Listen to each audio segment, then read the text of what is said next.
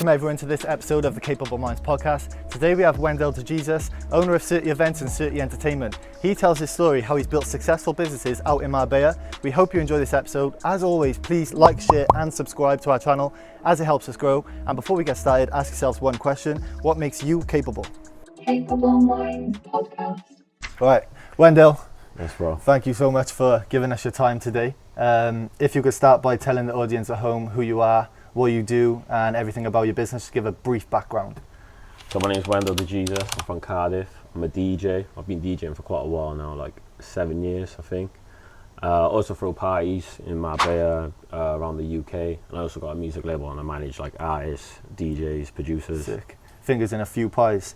So if we can jump back to like school times or when you were younger, where do you think the sort of drive for success or music came from? Like, do you remember when you got that spark for music? It's a hard question there.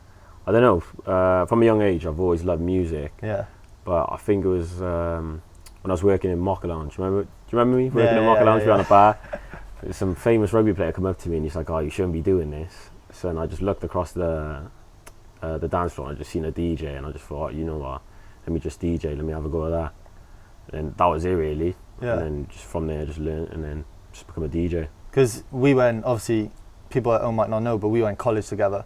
So we were doing like sport and that in college. Yeah, they were Obviously, crazy times. Yeah. I went one way, you went another way. So what made you not follow like the path of education? Like, did you think there was like more for you outside of education? I don't know, I just think education wasn't really for me, like them, like the sports course and all that. I didn't really care, to be honest. Yeah, like, fair.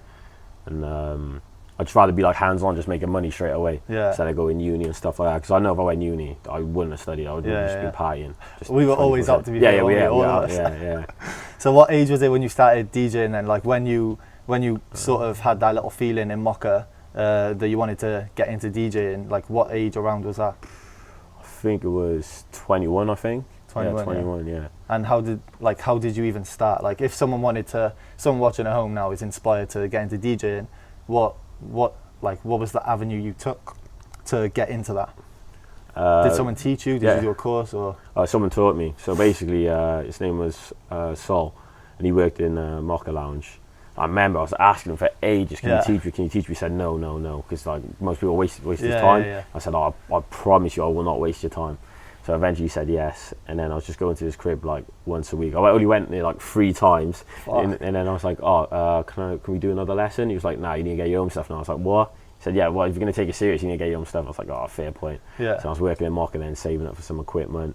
Eventually got a laptop, a controller, and I was just at home. See, it's like he wanted to see you invest in yourself before he invested more time into teaching you, I guess. Yeah, so facts, it's like 100%, he's like trying to make you like invest into the path you want to take, and then he wouldn't mind teaching you because he knows you're not going to go and waste that money. Spending. How much is equipment? These days you can just get something cheap, like a small controller for like 100 quid, and then just get some second hand like MacBook or something like that. Yeah. But it's up to you, and if you want to go all out, then it could cost you a couple of thousand. Yeah. But yeah, you don't actually need that much money. And how long did it take you roughly to like upskill to the point where you could go and do your own DJ sets in Mocha or whatever it might be? To be fair, it only took me a couple of weeks. Just like I was just practicing like quite a lot at home, like most of the time, just having the neighbour knocking the door, kicking off my mum, my sister kicking off, making so much noise in the house. Oh, the bass, innit? Yeah, the bass trust me, loud. Fuck, you know. Yo, am I allowed to swear? Yeah. Yeah, don't worry about swearing. It's all good. It's all good. My bad. So, when you were doing the shows in Mocha, like what was the sort of feedback you were getting from an early stage? Like were there points where people were like, yo, you need to like brush up on this, or this part is really good, or like, do you remember any of the feedback you were getting at the beginning? To be fair, when I worked there, they were just supporting me. You know what the craziest thing was? I was actually shit. I was actually shit. Say it how it is, isn't it? I swear down. I found out I was shit when I come out there, because I was playing in Mocha only like once a week. It just wasn't enough to get enough experience. Yeah. And then I remember your events in Mocha. Yeah. I was only playing like once a week. It just wasn't enough. And then shout out to Lydia Hood. She tagged me in some status on Facebook to one of the owners of here, of a bar called Sky Bar. Oh yeah. I messaged him and he needed a DJ, and he was like, oh mate, I've got 2 other DJs who want to do it. And I said, if they wanted to do it that bad, they would have booked their flight. And he was like, good point, book your flight. So I bought my flight. I come over now. I'm playing in this bar. There's not really much pressure because it's not like one of the biggest places out here. And I'm pretty good at blagging, so I went to the main big club, blagged my way on to play the main set. The DJ took me off after 10 minutes because I was that dead. No. I swear that I've never felt so embarrassed. It was crazy. I rang my mum. I was thinking, oh my days, what am I going to do? Like, I might have to just go home. Like, just a flop. She's like, nah, just find someone who can help you, get better. So I found someone who could just teach me some more like things and then eventually I got that good. I was just playing in there then every week, like in the main club out here, T-Bill. Yeah, some of them like setbacks, should we say, like through the journey, they're actually like so pivotal. Because without that DJ sort of disrespecting you in a way and saying like tango, get off, like, do you get me? Without that happening, you wouldn't have then gone on to upskill further, progress, and become obviously who you are today. Yeah. So sometimes we can take more from the failures than we do the successes. Oh yeah, I'm not gonna lie, I love failing. Yeah. Like, it just only makes you better. Yeah, makes you wiser, smarter. It's never a failure, it's always a lesson. That's what everyone says. It's a bit cliche, but that's literally the truth. Yeah. So when we talk about DJing and like music, like, is there anyone who inspires you to get into like DJ? Was there anyone you looked at sort of like celebrity wise who you thought, yeah, that's sick, like it gives you the bug for getting into DJing? Nah, to be honest, no. No one, I swear down. Fair. Yeah. What about, like, because you said you were really into music when you were younger. Yeah. So it comes on to the part of your life when you were reviewing music on YouTube. So how did that come about and what happened? How did that come about? I don't know, was it during lockdown? I think so. Yeah, it was during lockdown. Because that was sick. Yeah. I watched a couple of them. I was sick. Yeah, it was during lockdown. I remember now. I don't know. Something made me think, let me just go on YouTube and just try and smash it. Because obviously I love music. I was just reviewing bare tracks but I was doing like 3, 4 reviews a day. Yeah. Literally just consuming. I used to go to work and then come back, do like 4 videos. Mate, I was knackered, long the editing and stuff like that. And then I don't know, just started blowing up. Yeah. Like I got to like 16k subs, I think. And what happened? I just couldn't be asked anymore. You couldn't bother doing it? Yeah, I just couldn't be. Oh no! I broke up. I broke up with my ex chick. Yeah. And then I moved out, and then I just a head loss after a breakup. Yeah. Basically, loss, yeah. It's one of them ones, isn't it? Where like obviously we're doing YouTube now, and it's one of them things you got to consistently do over a period of time. Like, how long do you think it took you to get up to 10, 15k? Subscribers. I think it was like 3 months. I'm sure it was like 3 to 6 months. That's fucking good. Yeah. But that's because I was uploading like 4 or 5 times a day. Honestly, that is so good. Is it something you think you'd ever get back into? Nah. No reaction. Just stick to DJing and that's mate, it. You won't be finding any of them videos, they're gone now. I actually searched for them last night, didn't I? me and Cal were having a shisha down the marina, and I was like, I'll show you Wendale's old videos now. I searched your name, only like 2 of them come up. I was gutted, yeah. They must have been with one of my other boys, because they're not on my channel anymore. I changed the channel. Yeah, the only one on there was the split screen of you and someone else. Oh yeah. I was looking for your ones. Yeah. Do you know some like Ukrainian person has taken one of your videos, doing a review, and he's speaking Ukrainian like over the top. I don't know if it is Ukrainian. It's Russian. Like Eastern Europe. Yeah, Russian. I think he's speaking. Yeah. And they're literally talking over the top of you, but they use your footage. Mad, isn't it? Oh, mad is that? Crazy. So, do you remember your first paid DJ set? First one. Yeah, I'm sure. Yeah, I'm sure it was Market Lounge. To be fair, I think it was like 50 quid for like 3-4 hours or maybe longer. And what can that work up to for like scope for a DJ? Anywhere from what? Anything you want, bro. Depends how big you get, bro. I know DJs out here make $250,000, bro, a set. Or more than that. It's mad. So the scope's huge. Yeah, massive. But it ain't as easy as people think just to earn loads. Like to like even get £1,000 a set. Like that's pretty hard to get that. Like and how long's a rough set? It depends, and it depends on what kind of DJ you are and like how long they want to book you. Yeah. Like it could be 6 hours, 3 hours, 1 hour. Yeah. That's mad. So we're talking like big money, basically. The more you get into it. Yeah. Just the bigger your brand is, the more money you'll earn. Yeah. The progression is. The progression is one of them things where people always want the outcome, they never want the process. Yeah. I seen a thing the other day where it's like people want to get sort of rich and big just by having the outcome straight away. Yeah. But they're forgetting about the whole process that takes you to the outcome. Yeah. And the process is the journey. Yeah. And obviously would you swap the journey for anything now? Nah. Like how far you've, No way. all the experiences you've had, Trust like me, you wouldn't swap it for nothing. Yeah, no way. 100%. I love all the ups and downs. So how did you get into events then after DJing? So obviously you got the DJ in there, you got the events here. Obviously the two sort of go hand in hand, don't they? Because you can kind of DJ at your own events and you can run events for your DJing. So how did you pivot from DJing into running events? And what we know is Certti. Yeah, Certti Events. Yeah, make sure you come. Certti. How do I explain it now? It's basically where, like, when I was trying to get so many gigs in it, like loads of people just wasn't booking me, so I thought, you know what, let me just set up my own thing. So I can put myself on, I can put people on that I want to put on. That's sick. And then over here, I seen like a gap in the market. There was like no one booking artists this 1 year. So at Tibu, well, just in general, but at Tibu. So I said to the owner, I said, oh, can I just throw my own events, but I'll just book artists. And then he was like, yeah. And then that's how like I got, that was my in. That's so sick. I've never even done an event in Cardiff. So the owner of Tibu Yeah. basically said, you can run your event in this club. Yeah. And that's where it started. Yeah, so he just took a chance on you, basically. Yeah, took a chance on me. But I've been playing it for years, and like I know my stuff. So yeah. So he knew you beforehand, anyway. Yeah. And he obviously believed in your vision and your and what you wanted to bring to Tibu. Yeah. And yeah, do you know what? I think taking a chance on someone like that. So you kind of, without saying you owe him, you don't owe him, but like he gave you like. He didn't have to give you that chance. Oh yeah, no, he didn't. He didn't. Yeah, I'm grateful for it. Yeah, because you were a brand new, you're a brand new events brand. Yeah.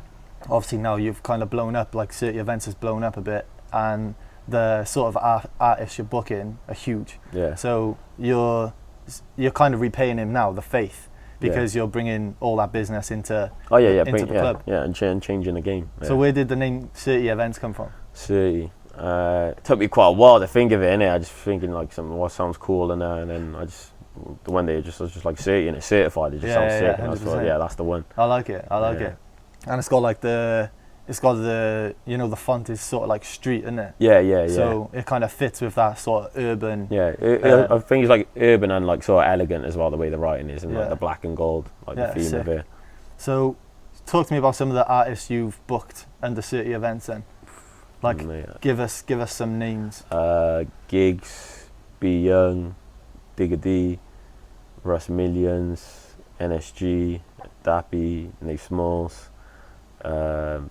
There's loads. Yeah, loads. How do you find the whole like booking process? Like, because I heard it's quite difficult. Obviously, like you get some celebrities to book a lot, obviously harder than others, depending on their management and everything like that. So, who was the first? Do you remember the first person you booked? Yeah, it was Be Young. Be Young. Yeah, it was Be Young through one of my friends. And how did that go? To be fair, that was pretty smooth. Yeah. It was just when he was over here, and they were demanding for loads of stuff, and like it wasn't in the contract, but I was just sorting them out. But then later on, I realised I didn't have to do any of that. Yeah. So like now, like whatever's like written in the contract, I just do that. That's it. Yeah. Standard. But it ain't that easy as people think to book these artists, because like you need good relationships. Yeah. Like half the time you can just message their manager and they won't even like bother even looking at the email, even responding. Do you have to email them, or is it like a DM? Nah, DMs they ain't gonna look at DMs. Their DMs are busy. Got to proper go through the channels. Through management or unless you know like one of their friends, or most people just go through agents. Yeah. Ah, sick. So every Friday in Moby, where we are now, and every Saturday in Tibu, is that right? Sunday in Tibu. Yeah. So how are those events going for you right now? Like, how is this summer, 2023 summer, how has it been? Honestly, on them events? It's been a movie. Yeah. This summer's been absolutely crazy. I knew I was gonna have a big summer, but I didn't think it was gonna be on this level. Yeah. But, so, you know, when you're talking about like it's been a movie and everything else. So compare that to last summer. How is the difference being between, say, last year and this year? Like, what has the major differences been for you? Like last summer, I thought I had the best summer of my life, but clearly there's this one. But the transition's been sick. It's just like my network's just growing way bigger. More people are knowing me. My name's going around in like big rooms and that. Yeah. And I'm able to get access now to like bigger artists. And now this is like my first time having like, you know, a weekly pool party. Yeah. Like not many people do that. It is sick. Like in Marbella as well. So what, like the key differences then that you've implemented, is there anything that you've gone like, right, listen, I need to do this, and then that'll take me one step higher? Or is it just like an accumulation of things over the last couple of years? And then it's just Right. like snowballed? It's basically just snowballed. Yeah. So yeah. I've been like more disciplined with myself, like before. Because you said earlier you don't really drink anymore. Yeah, I don't really drink anymore. Everyone thinks I'm that's out just getting massive. like smashed on that. Yeah. Yeah. Like, nah, I'm normally just drinking water, Red Bull. If you see When me having you're- a drink, I'd actually have like 3 drinks. Literally, when I'll you're in go a buy it. place like this, it's easy to fall into the trap of, Yeah. like, obviously Get we- caught in a lifestyle. we've doing been loads- away yeah. through a summer, like Yeah. years ago when we were younger, and it's so easy to get into that sort of mindset of getting up, drinking, getting some food, drinking. Yeah, literally just day and night. It is mad. Yeah, it's not good. And plus, like now I'm like a serious like businessman now. I can't be like being a mess all the time. Like I need to take life serious. Yeah, you Especially if I want people to take me serious. Exactly, yeah, it's that professionalism, isn't Yeah. it? And also, I saw the other day that you started training again. Yeah. So what was it? Was it boxing? or Kickboxing. Kickboxing. So yeah. what's the thought process behind that? Because I know a lot of fighters, they see fighting as like discipline for their mind and their Yeah. body. So is that something you think that's going to help you in business as well, like being disciplined? Oh yeah, 100%. And it also helps like relieve stress in it because like I've got so much going on, and when I go train, literally I forget about everything. Yeah. Literally I'm just focused just on just training and just not thinking about business or anything like that. It's like it's my escape now. Yeah. And how is it with like maintaining some level of like diet out here?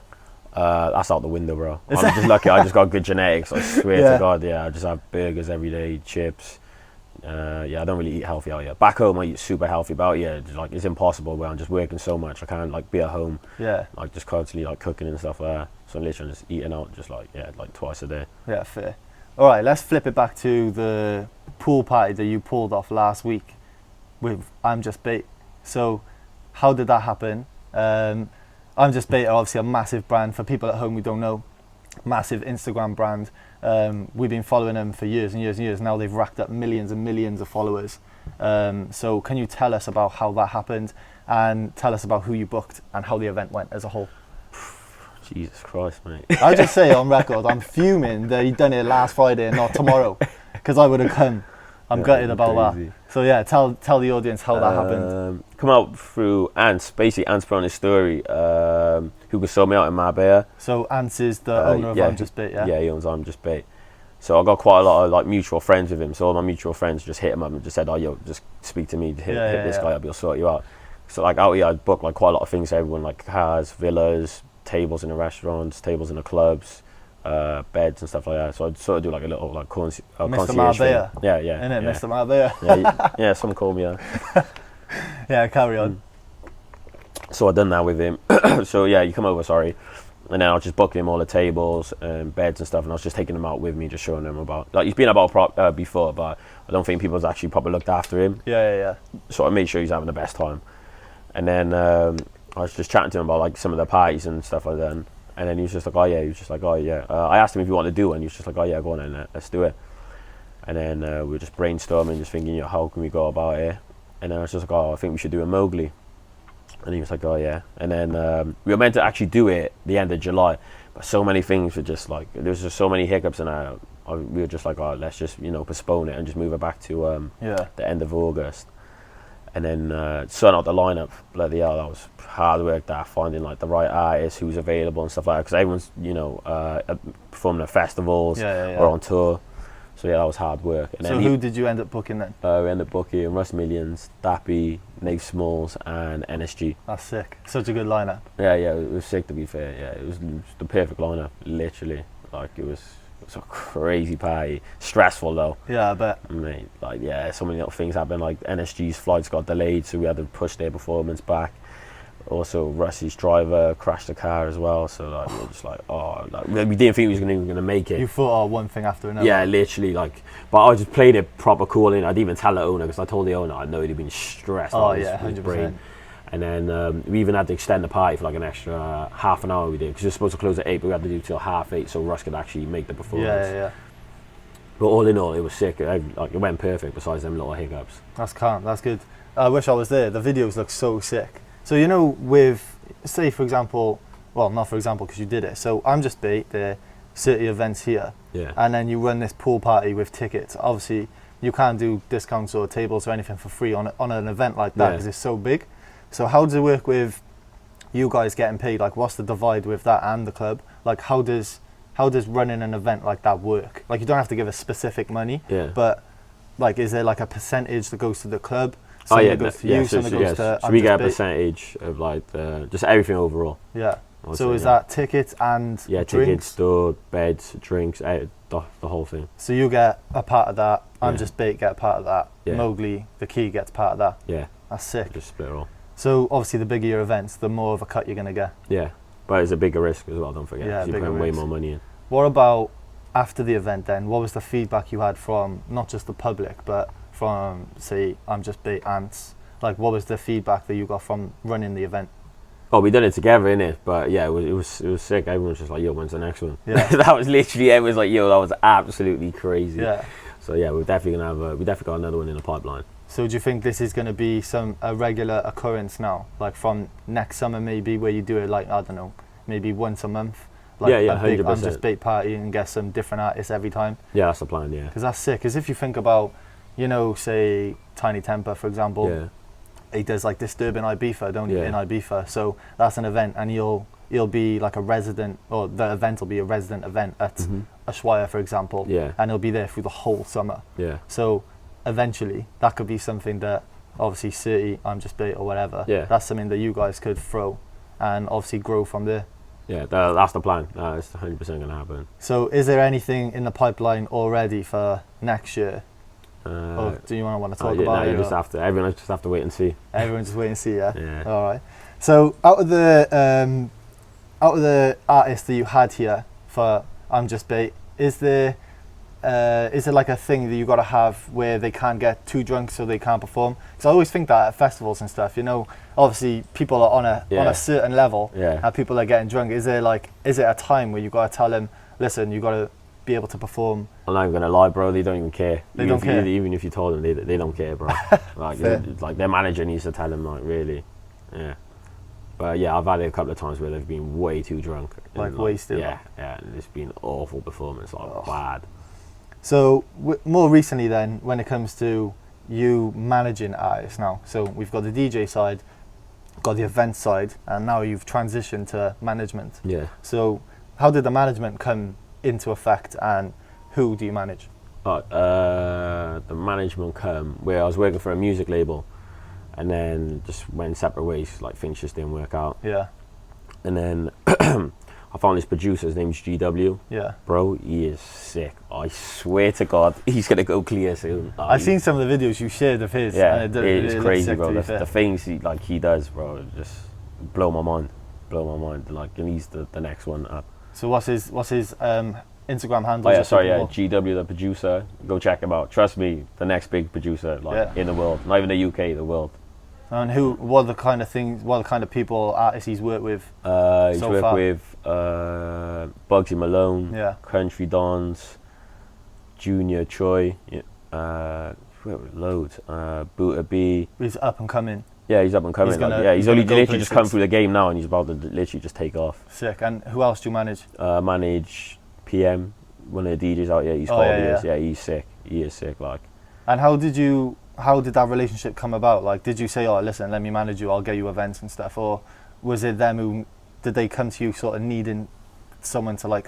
with GW, it just fell in place, innit? Like, I remember he come to the studios one time just to make some beats for someone, and then like, I heard him, I seen him, I was like, yo, this kid is sick. Yeah. And then I was just like, oh, yo, anyone managing you? He's just like, nah. And then, I don't know, me and him, we just got along, like, literally just Yeah. like brothers. He's like, he's just my little bro. And then from there, literally just been managing him ever since. Is that something that you want to progress with, the management side? Or are you sort of happy with the DJ and events, and then this is sort of like on the side of that? Or do you want to grow this to be... Oh yeah, my main thing now is my music label. That's what I want to grow, Yeah. the biggest. But right now, it's just the events is taking off. The DJ, that's not even my passion anymore. I just do it just to save money now. Yeah. So sometimes you gotta make money. Yeah. Like DJing's your bread and butter, innit? Yeah, So yeah. similar to me, sort of thing, like the PT side of what I do. Yeah. So obviously I've been PTing for years. That's where I make my money, so I Yeah. can make things outside of that. Yeah. So without my core sort of income, there's no way I'd be doing this podcast, no way I'd be doing my clothing brand, there's Yeah. no way I'd be doing all these other things. So you kind of got to look after your core. That's where you Yeah, come. 100%, That's where yeah. you come from, innit? Yeah, And then you use that then to go and do to fund other things. Yeah, Exactly. So in the future, say if we're talking like short term, say, I don't know, 2 to 5 years, should we say? Yeah. Where do you hope to be, or where do you want to be? Like, talk to me about your goals and your vision. Next couple of years on Certti events in like a couple of different countries, like on a regular. So like Dubai, maybe like Mykonos, and just a few other places like that. What about Ibiza? Yeah, I'll do Ibiza. I done it once in it, but I wasn't actually there. I done it with Willis. Oh, yeah, Willis. Yeah. I done it with him, but I wasn't actually there. But yeah, I'd definitely do Ibiza, 100%. But I don't think the time's right for me right now to go there and try it. So, what do you think needs to happen for you to go and take Certti events into those countries? Just building my team now. Yeah. Literally, I've got like a small team, but it's not big enough yet, and just need to keep on getting more established. But I know it's going to happen soon. Yeah. 1000%. They say if you can visualize, if you see it in your head, then you're likely going to get it. Yeah. So as long as you put the work in, you got to see the vision in your head. If you think it ain't going to happen, then it ain't going to happen. You can see the vision, but the work's the most important thing. If you don't put the work in, it's not going to come. Exactly. And what about Marbella? Do you feel like you'll always be here? Is this like is this an ever present in Marbella? Yeah, I feel like I'll retire eventually, but do you reckon you'll move here like fully? Yeah. Fully. Yeah, fully. Not any. I don't think anytime soon, but eventually I will. Yeah. But then even here, like eventually I want to branch off. I don't actually have to be here. I want someone else just running it for me. Exactly. Yeah. The only problem is right now I'm the face. Yeah. Like everyone knows me. Like so, like when I go into everyone's just asking about me. Yo, where is he? Yeah. And that brings me on to my next question, actually. Go on. So, how important do you think a personal brand is? Like getting your personal brand across in the business and everything you're doing. Obviously, you're doing it in something where there's loads of people, there's eyes on you all the time. Yeah. So how important is it for, say, a DJ or an events person coming through, or any business actually, to get their personal brand across as well as the business? So like you sort of showing people what you do day to day, because it does create that perception like 100%. back home that you're smashing it. Yeah. So, to be fair, I don't even like posting early stories now, but I've got to just to show. Yeah, you've got to. Just to show what it's about, and it brings like more. Like it brings me a wider audience, because like, bro, the amount of people that's watching my stuff now. Yeah. And what was I gonna say? So it creates that sort of, that perception back home. But that's what I don't like at the same time, because it creates that perception that like I'm a multi-millionaire, where bare people think I'm a millionaire. And it's like, nah, not even a million yet. That hopefully this podcast will show people, and obviously you've got the chance to explain everything you do. So, and the other thing is as well, people don't understand the grind. Like, I'm working day and night, every day. I always say to people, like, only people in business understand like the graft you got to do, and they're like, oh, what, you work 7 days a week? And you're like, yeah. Like, you work 7 days a week. I have about 6 hours sleep a day. There's always something you got to do every day, isn't there, to sort of like, even if it's like 1% or 0.5%, that you're progressing every day. Yeah, you're gonna get there. Imagine how much that is up in a year's time. Yeah. So that's the sort of thing that people don't quite understand, and hopefully they can get a bit more understanding from the podcast. Yeah. So when we talk about people's perception back home. Yeah. So is there people you still stay in touch with from back home, or do you feel like you've sort of drifted a little bit because you're focusing on your career, and sort of like your friends or whatever we used to have back home are kind of, I don't know, they don't truly understand where you're going. So most people don't understand where you're going. It's your journey. Yeah. But then it's up to you to like help show them or help them understand. Because like there was family members at the start, they think, why am I DJing, why am I doing this and that? Yeah. But it's only till like now, or like maybe like a year ago, wherever, now they see the vision and see where I'm going. Yeah. Like, oh, fair play. But yeah, it's just the way it is, isn't it? When people come back to you after sort of not supporting you, like how does that make you feel? Like, and, like they don't show no support. Cool. Yeah. As we were saying earlier, like off camera, we were saying like it's very hard to get support off people from, say, our family or friends or whatever sometimes, when they don't like to see us go further than where they're going. Yeah, well, sometimes people are just scared for you, like family members, like they're just worried because like I don't have a regular job where you're guaranteed a pension or whatever. Yeah, it's not a 9 to 5, is it? Or you got your regular paycheck like when you're DJing, like because obviously you've seen in lockdown, bro. You can't DJ. Everything. Yeah. Everything. If you're not doing things on the book, then you can't really Exactly. anything That about happened it. to me as well Yeah. with PT. All the gyms closed. I couldn't work. Yeah. Your club's closed. You Yeah, couldn't can't work. do no events. This episode is brought to you by Enfield Powell, an activewear and lifestyle brand, and you can get 15% off your whole order with code CapableMinds15. Check out onviewapparel.com or on socials, OnViewOfficial. Let's get back to the podcast. What about the friends who the friends who didn't support you? Yeah.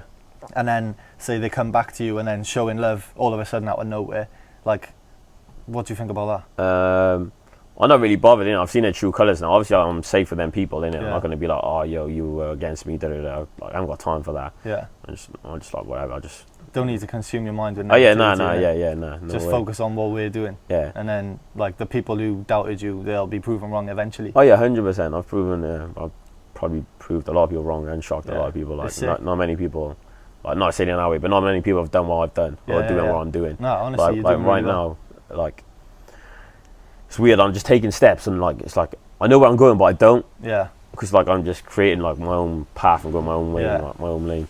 No, it's sick. You've got to keep going no matter what. And I think, like I said earlier, every day you make a little step or half a step or whatever, and then over time you end up at the top of the fucking staircase, and you're above everyone else. So I think keep grinding, keep grafting, because it's clear to see at home that you're literally you're doing so well for yourself. Yeah. So you should be proud. Thanks, bro. You should be proud of the journey. Appreciate it. All right, so that brings me on to the defining moment segment.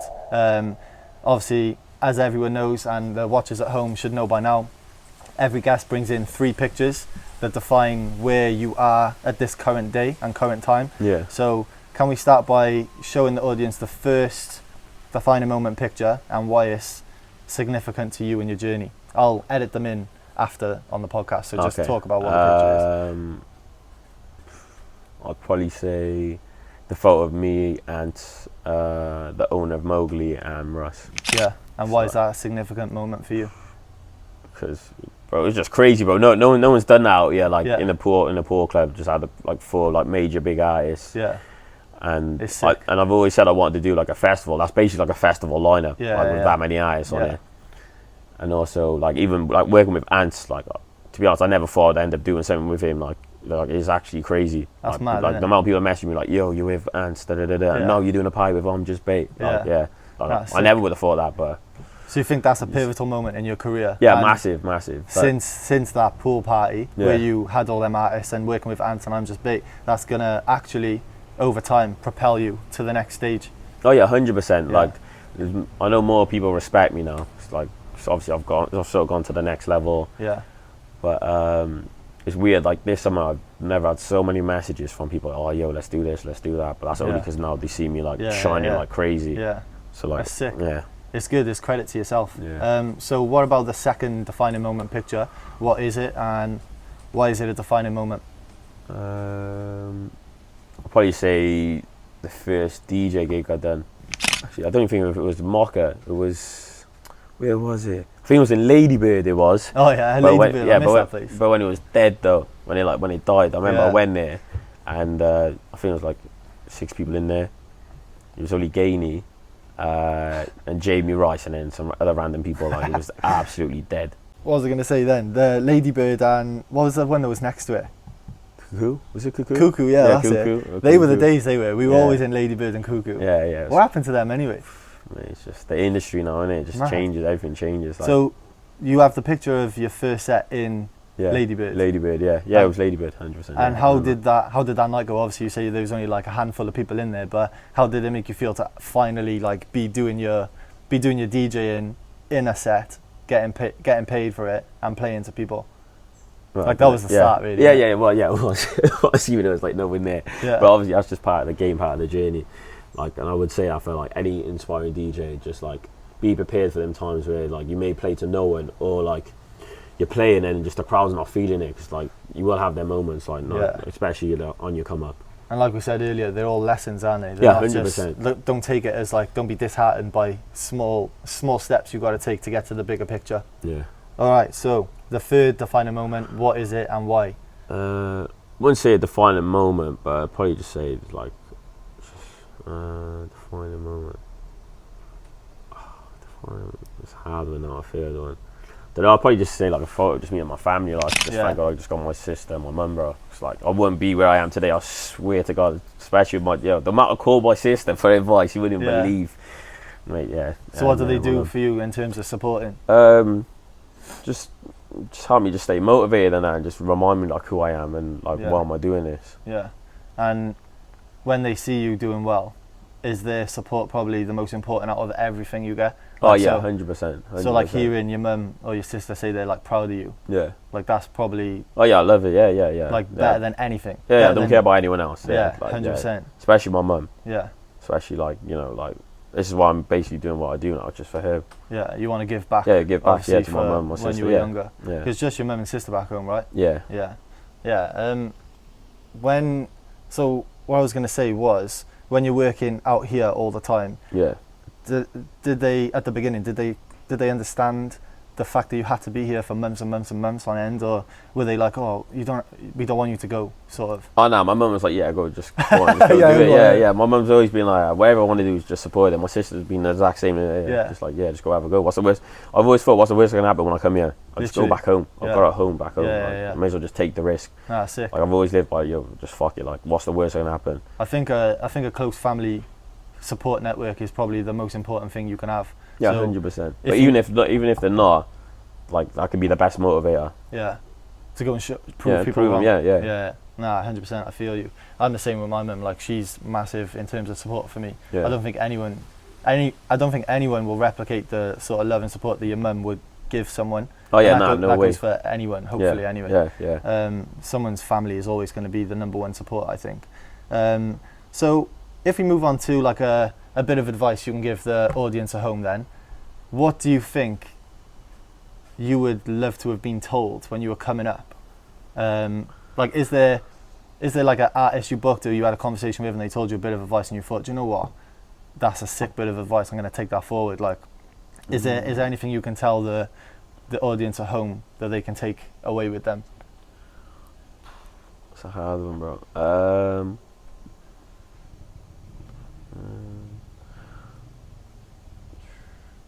Could be anything, any bit of advice. Bit of advice I've had was just be you, be yourself. Yeah, Especially like for your own brand. Don't be fake. Like Yeah. I'm how it comes. Like Yeah. I'm just me. Like bare chill. you can tell that relaxing, though, coming across from your, obviously I've known you for years anyway, Yeah. but even on your social media, like, you can tell 100% that you're just you, like, Yeah, yeah. you're exactly how you are Yeah. in person, how you are on social media.